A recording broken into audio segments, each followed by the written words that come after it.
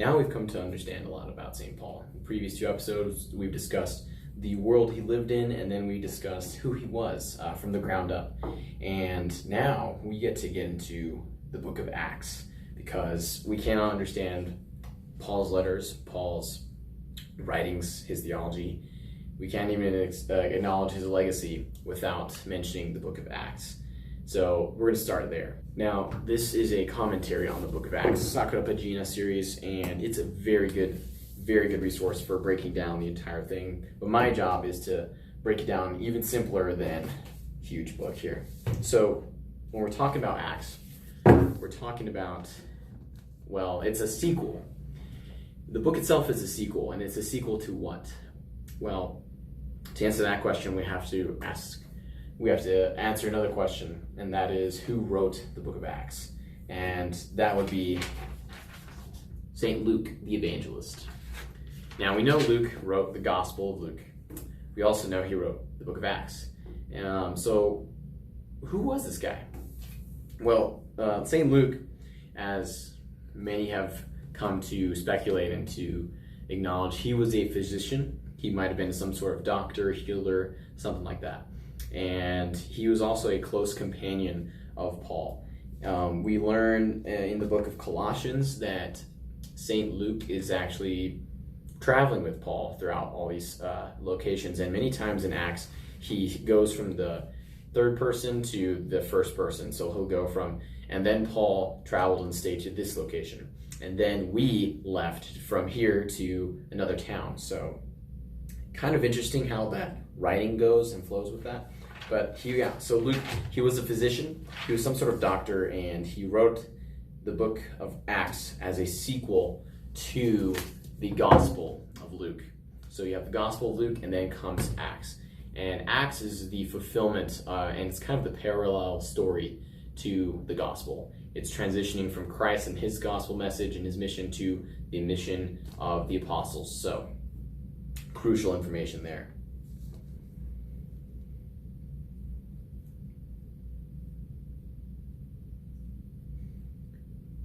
And the main goal for the book of Acts was for it to be a message to the Gentiles, to be an account of Paul and Peter going and preaching and spreading the covenant testament, the promise that Christ fulfilled in the Old Testament. And now this whole salvation history is not only for the Jews, but also for the Gentiles. So it's meant to give an account of how Christ's love and his message spread throughout the Gentile world.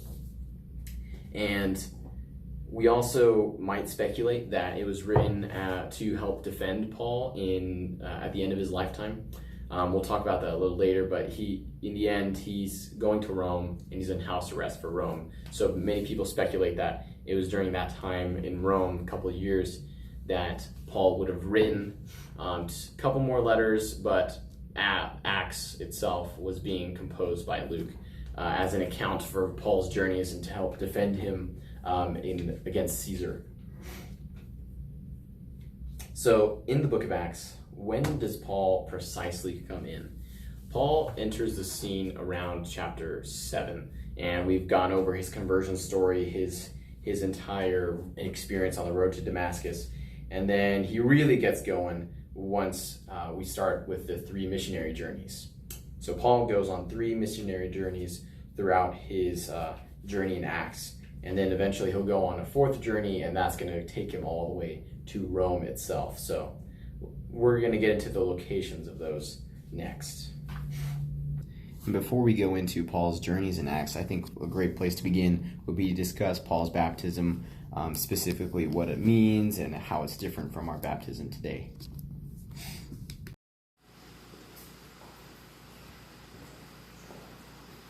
See, if we were to talk about St. Paul's baptism, we wouldn't want to film it in here, in front of a baptismal font, where countless Christians every year are baptized. Because there's one significant difference between our baptism, say in these churches here, and the baptism of Paul.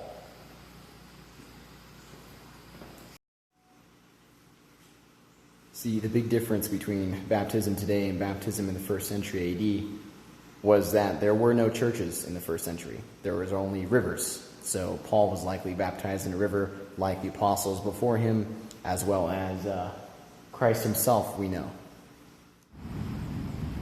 So the early church was a massive movement, and you would probably see countless and countless Christians being baptized in the rivers.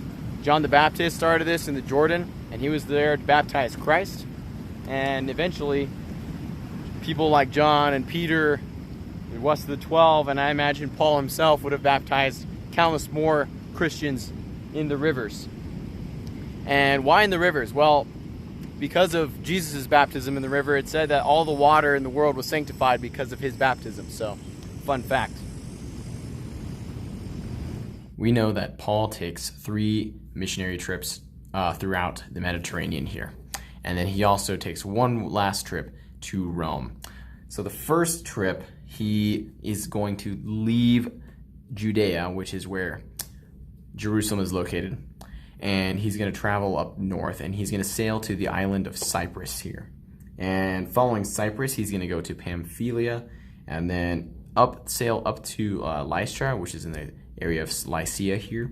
And then following Lycia, he's going to preach in South Galatia, so this area. And that's his first missionary journey. So now we know the geography of the first missionary journey, and there are several different details in the book of Acts that we're not going to go into here, but can be investigated and read through on your own. There's a ton of stuff in there, just crazy stories. It's a lot of action, a lot of drama. One highlight is that at Lystra, Paul and Barnabas are preaching, and the locals confuse them for Zeus and Hermes. And why do they do that? Well, they're preaching, and they are speaking with such power, such authority, and so the people were very impressed by this, so much impressed that they thought that Paul and Barnabas were both deities. Paul being Zeus, and Barnabas being a Hermes, because Hermes was the messenger, the spokesperson for Zeus. So Barnabas was speaking on behalf of Paul, and they were both there. So a lot of confusion going on in the pagan community. And Paul says, no, we're both humans like you. We're both men. We're both men, and we're not preaching about pagans. We're not preaching about pagan gods. That is, we're not preaching about Zeus and Hermes. We're preaching about Jesus Christ. And so immediately in Acts, we see that there's a lot of confusion in the Gentile community about who this Jesus is and his divine status, and how can he be a god if he's been crucified and died, but then he's resurrected again. So you can imagine that's very confusing for a Gentile community. So the key message for Paul in that episode is for the Gentile community to be committed to the one God, to be people of monotheism and not paganism, to turn away from the many gods, the many false gods, and then go into the true, and then worship the one true God. So following the first missionary journey, Paul will take a second missionary journey, and this time that's going to take him all the way up into Thracia over here, and he's going to travel into Philippi, which is in this area. And then following Philippi, he's going to go down to Thessalonica. And then from Thessalonica, he's going to travel all the way down into southern Greece or Achaia. And eventually he'll end up in Athens. And in Athens, he'll spend some time there. He'll preach on the Areopagus. And then from Athens, he'll go to Corinth. And Corinth, he's going to stay in Corinth for quite some time, actually. He's going to spend around a year and a half in Corinth. And then following Corinth, he'll go into Sicilia, Galatia, back to Phrygia and Macedonia, and that's all up here.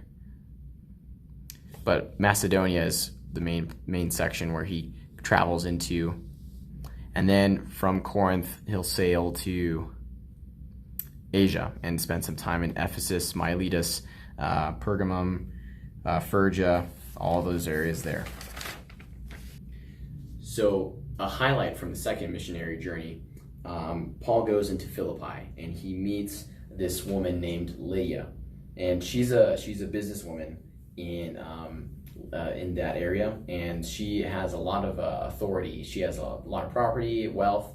So this is one of those scenarios where she becomes converted and she starts to believe in Paul and his mission and the gospel. So this is, if there are any criticisms about Christianity, one of them is that it's a religion for the slaves of the Roman Empire, and that's not necessarily true, because the conversion of Lydia is one of those counter arguments to that, because she wasn't a slave. She was a property owning person, a woman of renown in the Gentile community. So the gospel was for everyone. It wasn't just for the slaves. It wasn't just for the Jews. It was for Jews and Gentiles, and people who are at the top, people who are at the bottom. Another highlight from the second missionary journey has got to be the Athens episode. And Athens is one of the one of the centers of culture in the ancient Greco-Roman world, 1st century AD. Jerusalem was huge for religion, but Athens was the center for philosophical tradition. Socrates and all the way down to Plato and Aristotle, all these guys. So you can imagine that Paul, this Pharisee from Judea, travels into the town, into the Athenian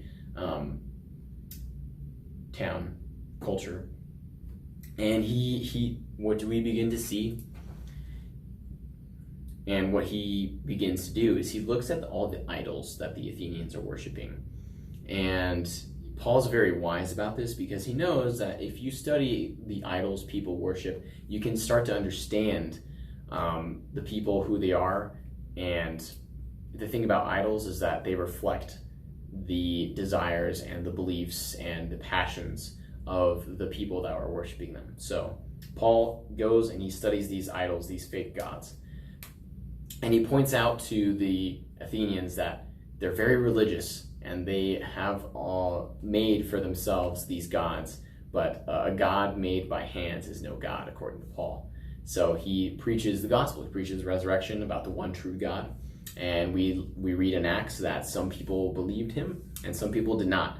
And how could it be that the resurrection is a possibility? Because for many Greeks, they believed that once the soul had left the body at the time of death, that it was no longer necessary for the body to exist, that the body would become annihilated and that the souls would exist somewhere else. But that's not so for Christianity, and especially for Paul. He's very aware that the resurrection of the dead is a necessity. It's an absolute truth. And so he's trying to communicate that to these philosophers who have these questions about the resurrection of the dead. They don't believe in that, really, so it's kind of confusing and a major obstacle for Paul there. And then Paul ends up in Corinth, and Corinth is one of those places. It would be kind of like the Las Vegas of our time. There's a lot of corruption, a lot of pleasure going on in Corinth. It's a port city, and port cities are just a massive culture hub. And so the Corinthian church were very young in their faith, and so the Corinthians can be seen as Paul's problem child, if you will. We'll get into that as we go into the letters, but Paul will stay with the Corinthians for 18 months or so, and we know that he's put on trial there by Gallio. Some of the Jews in the area were suspicious of Paul, were suspicious of his gospel, and so Luke takes into account this trial under Gallio, and Gallio kind of dismisses it because it's really not a Roman affair. Paul seems to be, in his eyes, in Gallio's eyes, he seems to think that it's just Paul and the Jews having a quarrel amongst their own religion. So he doesn't pay attention too much to it.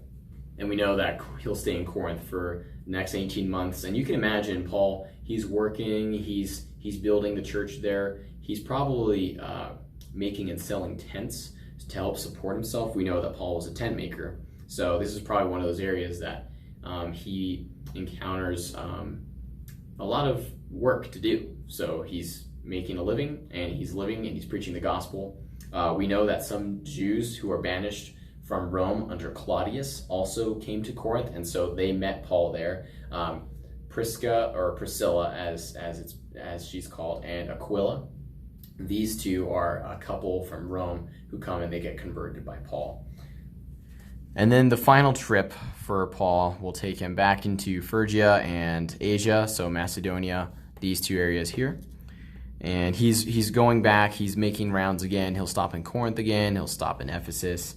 And then from there, he'll go back through Cyprus and then into Jerusalem again. And he'll end that journey back to Jerusalem.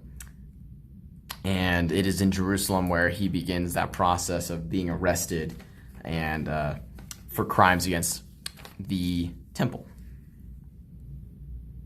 So during the third missionary journey, Paul is in Ephesus, and this town is also a port city like Corinth.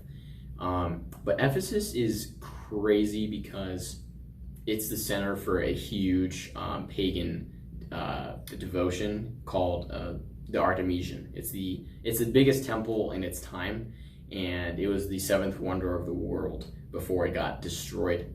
And inside this temple, you had a massive statue to the goddess Artemis, and she was the goddess of fertility. So people would have her statue in their homes to bless their families, bless their crops, all these things. So there's a massive pagan devotion to Artemis.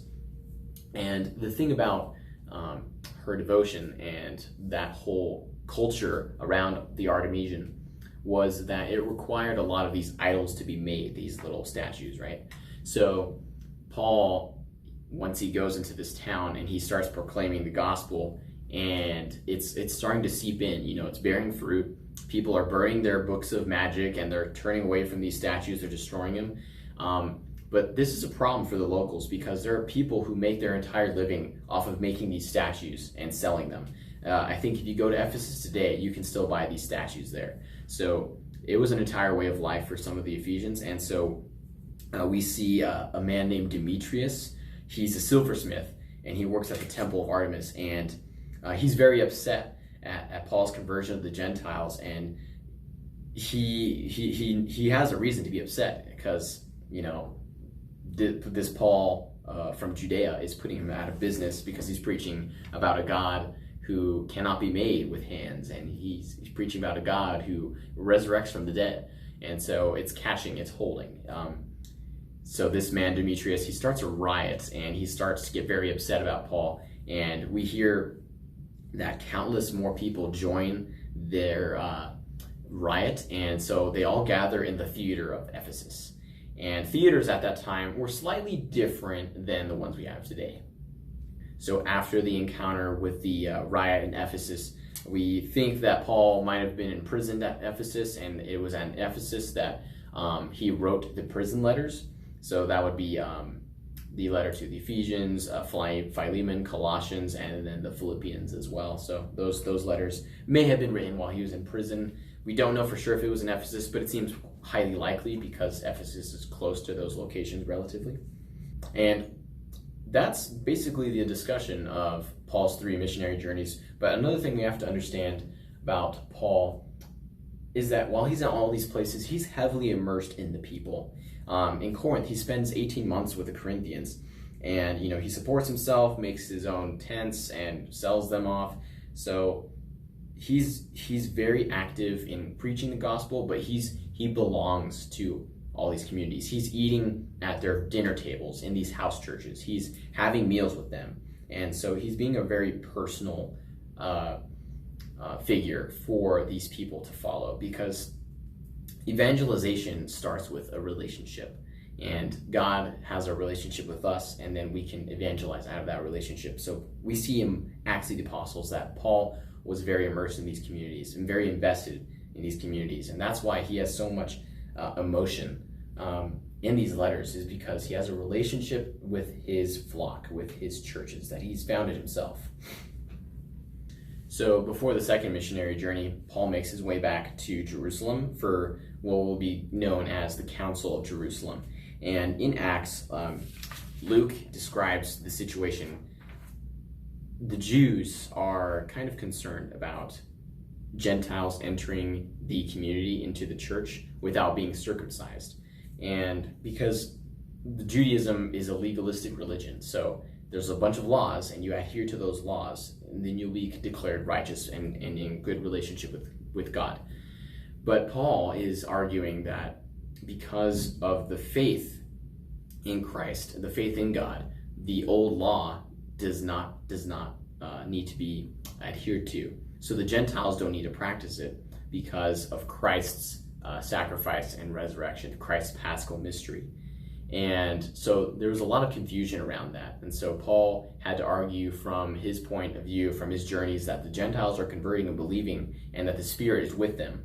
So with that evidence of these churches in the Gentile church, and also with Peter's evidence that he converted Cornelius, he was a pagan, and his whole household. So Peter converted a Gentile household. And also Peter is realizing too that the gospel does not require an observance of the Torah, of the law of Judaism. So that's the Council of Jerusalem in a nutshell. There's a couple more details, but those are found in the book of Acts. So for reference, if you want to go into more detail about that, Luke is your guy in the book of Acts. So finally, after Paul's 3 missionary journeys, he returns to Jerusalem. Before he returns, we see that he goes and he stops by Ephesus. He's not in Ephesus, he's outside the city, further down along the port, and he's saying goodbye to all the people in Asia. And he knows inside that he's probably going to be the last time he's going to see them. So he has this massive goodbye speech, and it's kind of an exhortation of Luke's pattern. It's kind of an exhortation for the people in the churches to continue living the gospel. And so Luke writes about it in Acts, and before Paul returns to Jerusalem. Now, Paul goes back to Jerusalem, and he's kind of warned against it by many of the Christian communities there, because they know that he won't be accepted by the high priests and by the Jews there, who are very strict about observing the law and protecting the law in the temple. But he goes anyway, and for that reason, they bring him to court.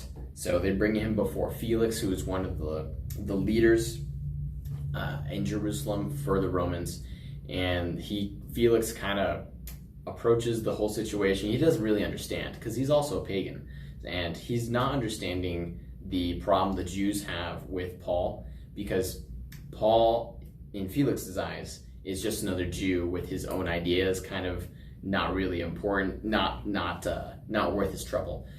So he's kind of confused. So he goes before Festus, and he refers Paul to Festus. And Festus is another Roman official in Caesarea. And Festus there with his wife, they're putting Paul on trial. And again, they're not finding anything really wrong. However, Paul decides he wants to go to Rome. And he wants to go to Rome to bring the word there. In fact, before he left Corinth and before he returned to Jerusalem, we know that he sent a letter to the Romans. And he had never been to Rome, so he wanted to send a letter to introduce himself and to introduce the gospel and to encourage the Romans in the churches, the several house churches of Rome, to kind of live together and to build community. So he sent that letter, but he came back to Jerusalem. But why did Paul come back to Jerusalem in the first place? He wanted to bring the collection, which is a lot of money supplied by the Gentiles, to Jerusalem to help support the Jerusalem church, because it's undergoing a lot of persecution by the Jews. So he knows that if the Gentile community gathers together and pitches in, puts a lot of money and financial resources together, it's a great sign of unity between the Gentile and the Jewish communities. So Paul wants to do that. So throughout his missionary journeys, he's collecting all this money, and then he's going to return with it to Jerusalem. So coming back to Jerusalem, he's put on trial, and he goes before Felix, Festus, we know all this, and then also Agrippa, which is Herod Agrippa. He's the next in line of the Herods. And Agrippa has a lot of good relationships with the Roman rulers, but again, he doesn't find anything too confusing or perplexing or troublesome about Paul. In fact,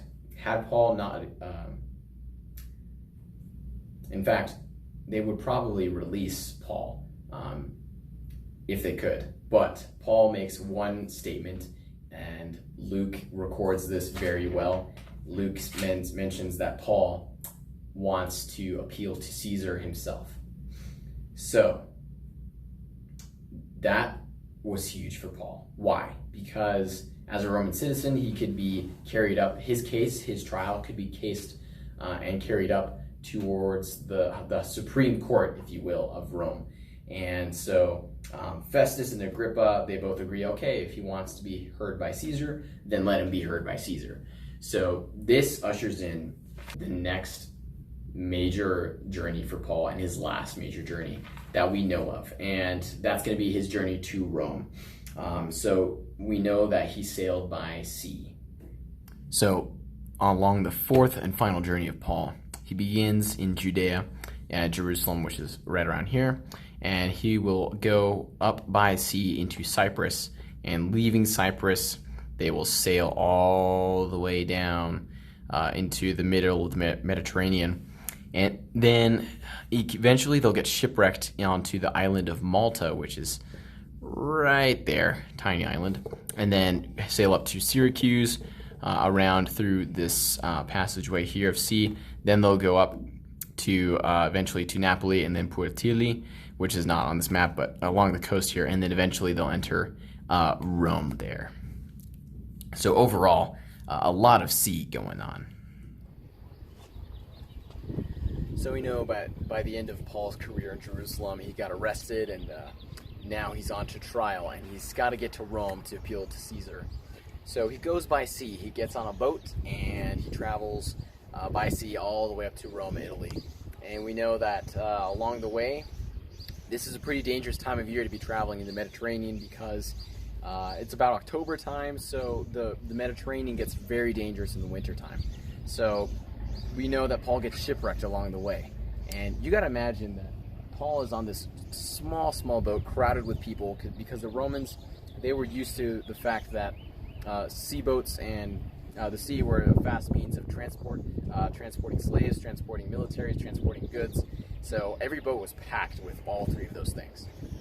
And so we have to imagine that Paul and his companions were probably sharing this boat with several different Roman officials, probably different slaves from all parts of the empire, particularly the Mediterranean area, and then likely some grain, some goods, sometimes that included like food and whatnot for trade.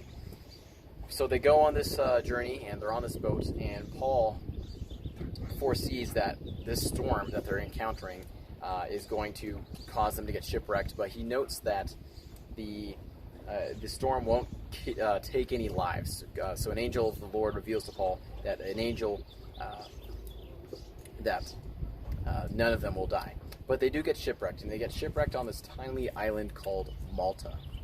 Now, it's on the island of Malta that Paul gets a couple miracles going. First, as soon as they land and they're kind of recovering from the shipwreck, he gets bitten by a snake, and the local people think he'll die because the venom is obviously poisonous, but he doesn't. And so they see that he's something special. They see he has a certain power to him, and then he recovers from the snake bite, and then he heals a local, and the locals see that one person get healed, and then they bring all their sick people to him. And so you have to imagine that Paul converts so many people because of those miracles that he performed. Following his shipwreck on Malta, Paul gets on another boat, and they journey again all the way up through to Rome, and eventually they'll make port in Rome, and finally his journey ends on the sea. But you have to imagine that for the fourth time now, because prior to that shipwreck, he mentions in the letter that he'd been shipwrecked 3 times. So this shipwreck on Malta would have been his 4th. So now we know that this man spent a ton of time at sea. And another thing, theologically, the thing about the sea, there's a Hebrew tradition that the ocean represents chaos, it represents disorder, as opposed to land and God's creation that stands against it and represents order. So we see the story of Jonah, where he is cast into the sea in chaos and he's swallowed by a whale. We also see Jesus on the Sea of Galilee, and he calms the storm. So the apostles see this as he has complete control over chaos, and he even walks on the water. So when we look at the many journeys of Paul, particularly his shipwrecking on Malta, we have to understand that even the powers of chaos cannot overcome Paul's mission and Paul's gospel. So we know by the end of Paul's life that he came to be tried in front of Caesar. And how did he get there? He was a Roman citizen, so he was afforded that right to be tried in a Roman court. And several times he took advantage of that to get him out of prison, to face the proconsul Gallio in Corinth, and eventually he would end up in Rome. And Rome would have had several basilicas at the time, places of political and judicial function, such as this courthouse here. Every town in the modern age has a courthouse or a judicial building, and that stems from the very heart of the Roman Empire itself. So nearly 2,000 years later, we still have buildings that function and have the same purpose as the Roman Empire did. In fact, we build them the same way too. These columns right here are Corinthian style columns, and so the Romans were using that style in their own buildings of basilicas and judicial buildings as well. So we still have echoes of the Roman Empire in our judicial system, both physically as well as spiritually. So after Malta, they'll sail up to Rome, and it is there where he encounters the house churches of Rome. And we understand that Paul probably spent a lot of time in Rome itself. We think about 2 years. He's under house arrest because it will take like 2 years for his case to get up to Caesar. And that's where the book of Acts ends, interestingly.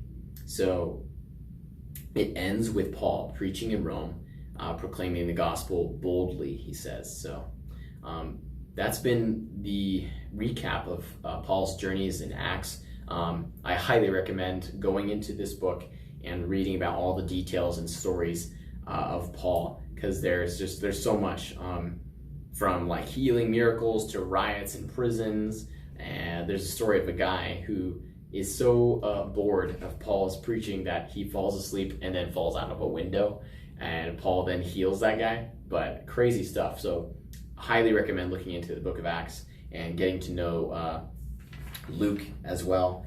The interesting thing about both Luke's gospel and the book of Acts is that they're both dedicated to the same guy. His name is Theophilus, and you can find his name at the beginning of Acts.